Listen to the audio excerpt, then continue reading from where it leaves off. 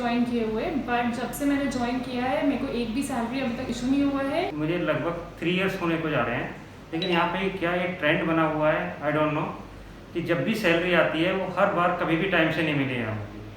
Already 2 या 3 months late होने पर सैलरी मिलती है, और वो भी वन मंथ की रिलीज कर देंगे, फिर देन द सेम सिनेरियो। तो अगर डॉक्टर ही अपनी एसेंशियल रिक्वायरमेंट्स पूरी नहीं कर सकता है तो फिर हम लोग आगे फ्रंटलाइन वॉरियर्स कैसे हैं?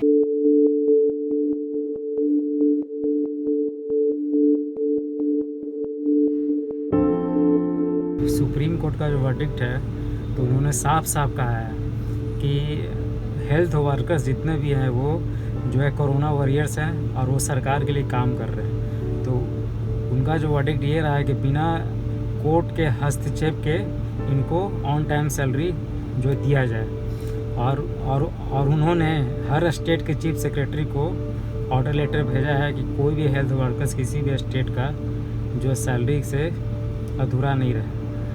कोर्ट के फटकार लगाने के बाद हम लोगों को 2 महीने का सैलरी मिला है, और हम लोग का डिमांड ये भी था कि आगे से जो ऐसा नहीं हो, हम लोग को जो है ऑन टाइम सैलरी मिलता रहे। तो हम लोगों ने जो है कि एडमिनिस्ट्रेशन से मीटिंग भी किया इसके रिगार्डिंग। तो उनका कहना है कि जो अभी जो कोरोना काल में जो टैक्स का कुछ प्रॉब्लम आ रहा है, उनका कुछ इंटरनल जो प्रॉब्लम है, उनका मेन ये है कि भाई हमारे पास फंड नहीं है, फंड की कमी है।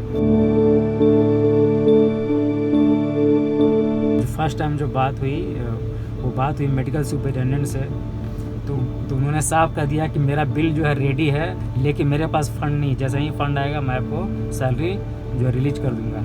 तो उसके बाद हमारी मीटिंग कमिश्नर से हुई, एमसीडी कमिश्नर से, तो उन्होंने भी सेम वर्ड यूज किया कि भाई हमारे पास फ़ंड नहीं है। हमें लगता है कि फ़ंड का कमी अगर है तो सरकार के हमारे पास 2 सरकार है, दिल्ली सरकार है, केंद्र सरकार है, अगर वो चाहे तो कोई ना कोई फंड ला के दे सकते हैं।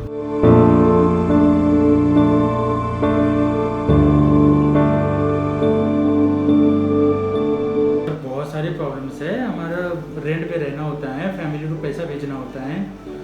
4 महीने की मेरी सैलरी पेंडिंग थी, पूरी सैलरी अकाउंट करने की प्रॉमिस हुआ था, लेकिन हमारे 2 सैलरी दी हैं, 2 अभी भी पेंडिंग हैं।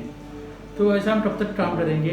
हम लोग डरे रहते हैं कि हम पैंडेमिक सिचुएशन में काम भी करें और अपने घर को पालन, घर के खाने का भी वो करें। तो ये सब चीज़ें हमारे लिए भी बहुत हमको डिप्रेशन में लेके जाती है कि हम ये कैसे मैनेज करेंगे। अगर एडमिनिस्ट्रेशन हमारा साथ नहीं देगा तो फिर हम ये कैसे आगे इसको करें, तो ये सब हमारे लिए बहुत डिफ़िकल्ट है। Mental health and emotionally also बहुत ज़्यादा सपोर्ट इस टाइम चाहिए होता है। फिर ऊपर से अगर फैमिली ही अगर सेटिस्फाइड नहीं है, इनकम नहीं होगी, तो फिर वो और प्रेशराइज फील होता है एक डॉक्टर। तो अगर आपको फैमिली को भी देखना है, हॉस्पिटल भी देखना है, तो एटलीस्ट कुछ जो रिक्वायरमेंट्स है वो आप पूरी फुलफिल करो, ताकि डॉक्टर भी at work is happy to willing to work.